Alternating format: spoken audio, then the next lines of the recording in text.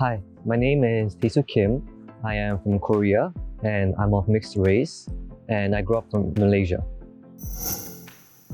The first time I heard of Chinese medicine was when I came across a short video on acupuncture and Tui Na. And it intrigued me how these treatments could have such a tremendous effect in such a short time. And since then, I've become much more aware and interested in TCM. And to further improve my knowledge in this area, I undertook a short internship at a nearby TCM clinic for around a year. And while I was working there, I realized that the doctor was graduated from Beijing University of Chinese Medicine as well. And he was the one that recommended me to come and study here. Traditional Chinese medicine aims to restore the body's balance and harmony between the two natural opposing forces of yin and yang, which can block the qi and cause diseases. This is our volunteer for today, Asma. So have you ever heard of erdo or ear seeds or ear beans? No. No? That's completely fine. So we'll just start off with the basics. I'll be using the ear model to explain it to you. And I'll just use this small tool, which is called the 探针. So the bottom of the ear will be the head and the top will be the feet. The acupoints on the ear reflect different organs on the body. For instance, the acupoint that reflects the eye is located on the center of the earlobe. Lightly massaging this acupoint will relieve discomfort such as dry eyes. When the patient is not feeling well, abnormalities will appear on the corresponding acupoint of the ear, such as redness, swelling, heat, tenderness, as well as causing pain if stimulated.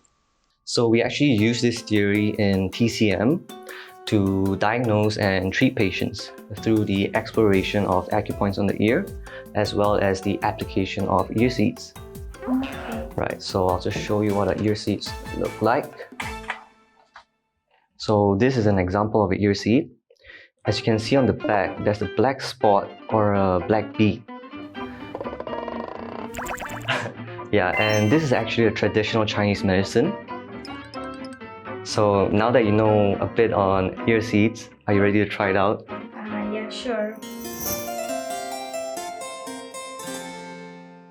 So just before I start, I have to ask if you have any pre-existing conditions or any physical discomfort you're experiencing nowadays. Recently I have been diagnosed with gallbladder stone. Or gallbladder stone. Alright, okay. So I'll just start off by sterilizing your ear. And you don't have to be nervous, it's not pain at all. Okay. So I'll be placing it on the acupoint that corresponds with your gallbladder. So how is that? It's good. Is it good? Then I'll just start lightly massaging the stickers. Don't you think this procedure is very simple? It's extremely quick. Very convenient. I recommend you to slightly massage and stimulate the acupoint that reflects the pancreas more, as this will help relieve symptoms such as abdominal pain as well as digestive problems. You can remove the stickers 2 to 3 days later.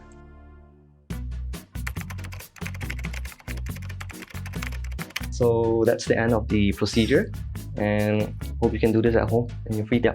I will try, obviously. Thank you so much. Yeah, no worries. The biggest gain definitely comes from moments when I'm able to use techniques that I learned in practical classes, such as applying ear beans or performing acupuncture and Tui Na to treat family members and friends. Well, although TCM may seem a bit boring at first, as there's a large amount of theory to digest and memorize, the more you start to learn, the more you start to realize the great clinical significance it has.